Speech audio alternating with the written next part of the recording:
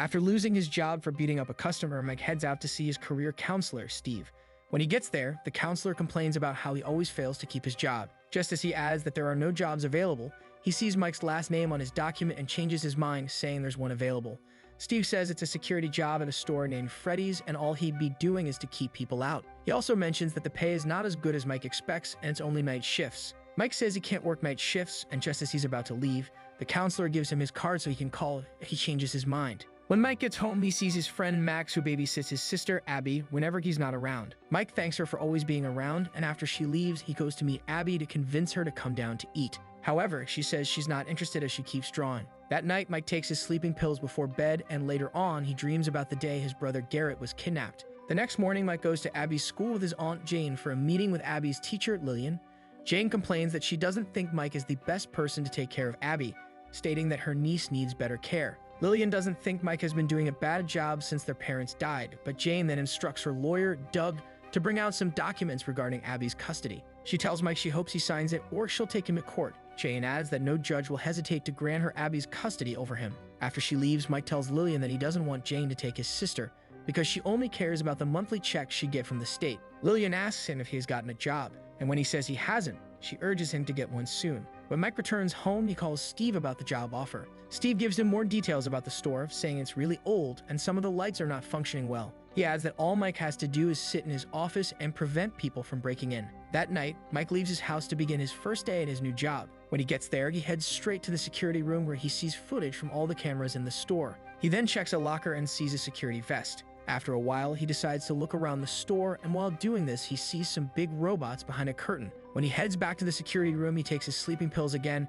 and like the previous night, he has the same dream of someone kidnapping his brother. However, this time around, he sees some kids staring at him. He asks if they saw who took his brother, but they just run away. As he chases after one of them, he falls to the ground and wakes up looking shocked. He then heads home in the morning, and Max asks him how his first night went. He tells her it was interesting, while still looking confused. After Max leaves the house, she heads to a restaurant where she meets with Jane and Doug, as well as her brother Jeff. As it turns out, Jane hired Max to find out anything incriminating about Mike so she can frame him and take Abby away. However, Max didn't find anything, and this is not enough for Jane, who says she won't be paying her. Just as Jeff argues that it's against the agreement they had, Jane says the only way they'll get any money is if she gets what she wants. Max then tells him about Mike's new job, and Jeff says they can crash the place. He says that since Mike is the security guard, he'd be blamed for it, and that will also be a good reason to make him lose custody of Abby. Jane thinks it's a good idea, and she tells them to work on it as soon as possible. That night, Abby says she wants to follow her brother to work, but he disagrees and leaves her annoyed.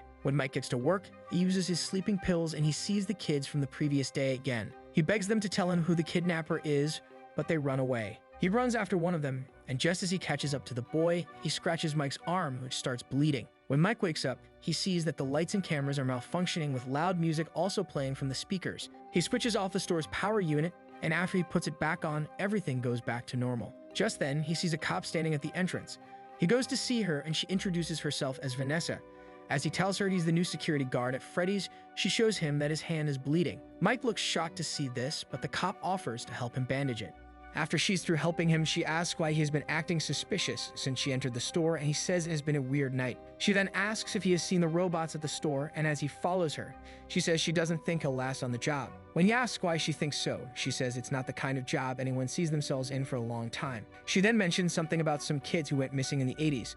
Before he can ask what she's talking about, she turns on the lights to show him the robots, who start singing and dancing. The robots soon shut down, and Mike asks Vanessa about the kids she talked about. She says some kids went missing back in the 80s, and that's why the store shut down. She then notices that he's not wearing a badge, and she gives him one from the store. After his shift, while he's locking the gates, Vanessa tells him not to let the place get to him. As she leaves, Mike also gets into his car, and it turns out Jeff is nearby. He calls Max to inform her that Mike is already leaving the store. He also adds that she should meet him there with their two friends. Shortly after, Max arrives with two guys, Carl and Hank. They break into the store, and Jeff tells them to scatter everywhere. While doing this, the robots wake up, and they kill the intruders, including Max. Meanwhile, Abby is still angry at her brother for not letting her follow him to work. He asks for her forgiveness and even gives her his new badge, but she doesn't seem interested. Mike then keeps the badge inside a drawer, and as he goes to his room, Abby goes to open it to take the badge. However, everything in the drawer falls, and she sees the documents Jane gave Mike regarding her custody. Mike shows up to see what happened, and as she says she hates Jane, he tells her he won't let their aunt take her. Just then, the doorbell rings and they both go there to see that it's Vanessa. Mike introduces Abby to her, and after she goes back inside, she tells him that someone broke into Freddy's. As Mike denies knowing anything about him, she shows him his sleeping pills which he forgot at work. Mike explains that it only helps him sleep and she can't understand. As she says she wants to know more, he asks if she can walk with him. When they're alone, he tells her about his brother Garrett and how he's using his dreams to remember the kidnapper's face because he believes he must have seen it. He also says his dreams got clearer since he started working at Freddy's, and that's why he sleeps there. Vanessa feels sorry for him, but she throws his pills away and tells him to stop sleeping on the job. That night, Mike is unable to reach Max, and since there's no one to babysit his sister, he decides to take her to work. When they get there, he sees everywhere scattered, and as Abby asks what happened, he just takes her into his office. After she sleeps, Mike goes to clean up the store, and when he's through, he sleeps off. In the middle of the night, Abby suddenly hears someone calling her. As she stands up, she goes to wake Mike, but he's already fast asleep, so she heads out alone. After walking around, she hears something behind a curtain, and it turns out to be one of the robots, who opens his eyes and walks up to her. Meanwhile, Mike has the same dream again, and this time he sees only one boy. He begs the boy to tell him who took Garrett, but the boy says Mike has to give him something in return. Mike says he's ready to give him anything he wants, but before the boy can say anything, he hears a girl screaming. As he wakes up, Mike hears Abby screaming and immediately runs out only to see her surrounded by the robots. It's about to attack them with a chair, but Abby says they're her friends. Mike is shocked to see the robots awake, but since he doesn't understand what's happening, he tells Abby that they have to leave. When they get home, Mike puts Abby in bed, and as he sits to think about what happened, he takes a closer look at some of Abby's drawings and sees that she has drawn the robots even before meeting them. He also sees several drawings that leave him amazed. Later that day, when Abby wakes up, Mike asks about the robots and if they are child ghosts. She confirms this and says it's why they can move. He then brings up her drawing of Garrett being kidnapped, and she says her friends told her about it. Mike asks if they told her who took Garrett, but she says they only talk about a yellow rabbit. He then tells her to ask them about it. That night when they get to Freddy's, they see that Vanessa is inside. Abby goes straight to play with the robots, and Mike is shocked to see that the cop also knows about them. Later on, while they're looking around the store, Mike sees a robot suit, but as he tries to touch it, Vanessa tells him it has unstable spring locks and it can hurt him. Mike gets furious at her for not telling him about everything earlier, but she says she was only protecting him. She then asks why he brought Abby, and he says he wants her to help him ask the ghosts about Garrett's kidnapper. Vanessa tells him he's making a mistake, and as they walk back to where the robots are, he says finding the kidnapper is all that matters to him. Just then, they watch as Abby touches one of the robots, which causes a spark that leaves her unconscious. When she wakes up, Vanessa tells Mike to take her home and never bring her again. When Mike gets home, he calls Jane to come to the house the next day. When she's around, Mike calls Abby to come downstairs, but as she sees Jane, she feels disappointed and says she hates her brother, even when he says it's not what she thinks. She gets angry and goes back to her room, while Mike begs her aunt to stay with her till he gets back. From there, Mike heads to a pharmacy to get sleeping pills. He then goes to Freddy's and takes the pills, after which he falls asleep. However, in his dream, he sees Garrett and his parents calling him to join them at the table. Mike looks shocked, but one of the child ghosts tells him it's how things would have been if Garrett wasn't taken away. He then says he can keep things like that as long as Mike gives Abby to them. As Mike touches his brother's face, he gives his approval.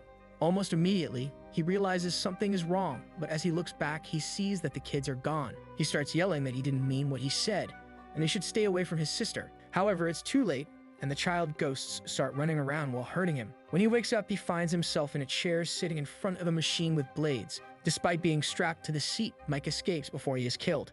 He leaves the room but finds out that his way out is locked, with one of the robots already behind him. Before he can do anything, the robot charges at him and he screams. Elsewhere, one of the robots arrives at the house. The boy in Mike's dream then shows up and tells Abby to follow him because the other robots are waiting to play with her. On their way out, Abby sees her aunt already unconscious on the floor, but the boy says she's only sleeping. Together, they leave the house and head for Freddy's. Meanwhile, Mike survives the robot attack and wakes up in a room where he sees Vanessa, who says she found him unconscious at Freddy's. He says the robots wanted to kill him, but she doesn't look surprised. Mike gets angry because she didn't warn him about them, and now his sister is in danger. He asks what they want with his sister, and she says they want to make her like them. She then mentions that the ghosts and the robots are the kids that went missing in the 80s. She says the man who did it put their bodies inside the machines so that no one would find them. Vanessa adds that the kids don't mean to hurt anyone, but the man wiped their memories so he can control them. As Mike asks who it is, she shows him a picture and tells him the man is her father. Mike looks at the picture and sees Vanessa holding Garrett's toy.